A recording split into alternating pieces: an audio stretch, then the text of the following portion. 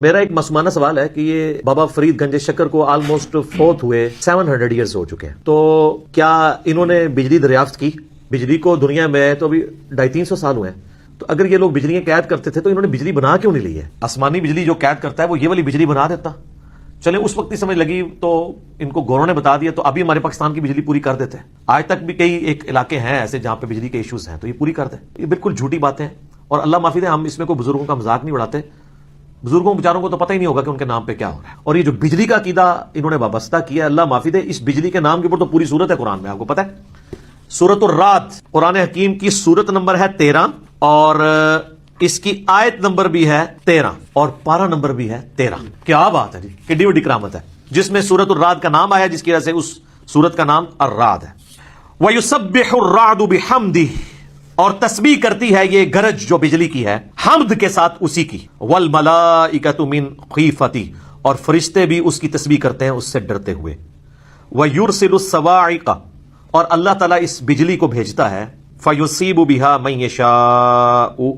وَهُمْ يُجَادِلُونَ فِي اللَّهِ، جس پہ چاہتا ہے اللہ تعالیٰ وہ بجلی گرا دیتا ہے، اور یہ اللہ تعالیٰ کے معاملے میں جھگڑ رہے ہیں۔ وَهُوَ شَدِيدُ الْمِحَالِ، جبکہ اللہ تعالیٰ تو بڑا سخت ہے گرفت فرمانے کے اوپر۔ اللہ اکبر۔ لہو دعوت الحق، اسی کو پکارنا حق ہے، یعنی پکارنا ہے تو اسی کو پکارنا ہے، بابا فرید کو نہیں کہنا کہ یہ بجلی ٹال دیں۔ والذین یدعون من دونہ، اور جو لوگ اللہ کے سوا اور ہستیوں کو پکار رہے ہیں، لا یستجیبون لہم بشیء، وہ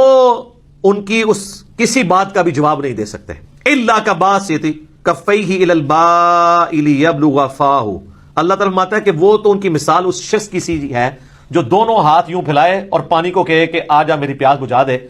تو اس طرح ہاتھ پھیلانے سے کبھی بھی پانی اس کے منہ تک نہیں پہنچے گا جب تک وہ گلاس پکڑ کے خود نہیں پیتا۔ تو یہ اسی طریقے سے جو بابوں کو پکار رہے ہیں نا، وہ اسی طریقے سے ہے، ہونا کچھ بھی نہیں ہے۔ وما ہوا ببالغ، اور وہ اس تک پہنچنے والا نہیں۔ وما دعاء الکافرین الا فی ضلال، اور ایسے لوگوں کی، ایسے کافروں کی، ایسے ناشکروں کی دعا جو ہے وہ تو گمراہی میں ہی جا رہی ہے۔ تو یہ سورۃ الرعد میں آیا۔ پھر سورہ بنی اسرائیل کے اندر ایک ٹروتھ ریویل ہوا ہے آیت نمبر 44 کے اندر، یہاں پہ تو اللہ نے کہا یہ جو بجلی ہے نا، یہ جب گرجتی ہے تو یہ اللہ کی تسبیح کر رہی ہوتی ہے، اور یہ کہہ رہے ہیں جو جناب بجلی ادھر تنگ پہنی ہے لوٹے اے جناب سنو، سورہ بنی اسرائیل کی جو آیت نمبر 44 ہے اس میں اللہ تعالیٰ نے اتنی وجد امیز آیت نازل فرمائی ہے،